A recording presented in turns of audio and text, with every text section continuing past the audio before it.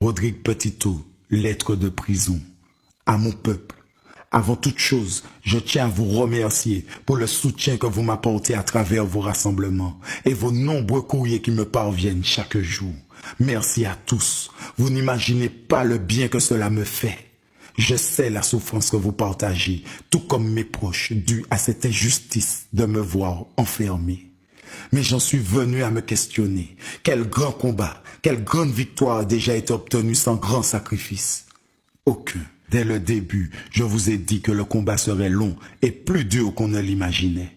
Car ce combat de la vie chère est celui des souffrants contre les profiteurs. Ce qui a existé de tout temps et qui aujourd'hui fait de nous des héritiers de misère, des victimes invisibles de systèmes coupables de nous avoir fait miroiter être français, tout en nous traitant pire que leurs animaux. Il n'y a pas si longtemps, nous avons été pointés du doigt pour avoir exigé l'alignement des prix à ceux de la France hexagonale, accusés de voir tuer nos petits agriculteurs, tuer les petits commerces, tuer l'économie de la Martinique, notre Martinique. Car oui, nous sommes chez nous et c'est important de le comprendre. Aujourd'hui, nous voyons la France applier au Mercosur et donc l'impose à notre Martinique. Qui sera coupable de tuer nos agriculteurs cette fois-ci? Nos politiques seront-ils assez réalistes pour reconnaître que depuis toujours, notre peuple est victime de ce système qui nous vampirise? Je vous l'ai toujours dit, la seule chose qui me ferait de la peine, c'est que vous lâchiez le combat. Alors les amis, restons forts, solides et surtout soudés. Il n'y a qu'en se mettant tous ensemble que nous ferons taire nos ennemis.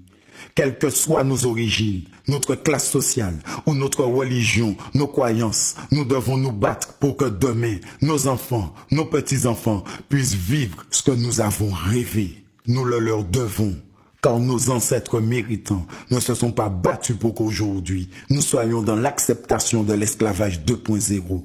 Jamais. Quant à moi, ici, je me prépare à continuer le combat, car c'est jusqu'à obtention. Vous, préparez-vous, car nous allons sanctionner par les urnes. Oui, qu'ils se préparent à voir la vague rouge, que dis-je?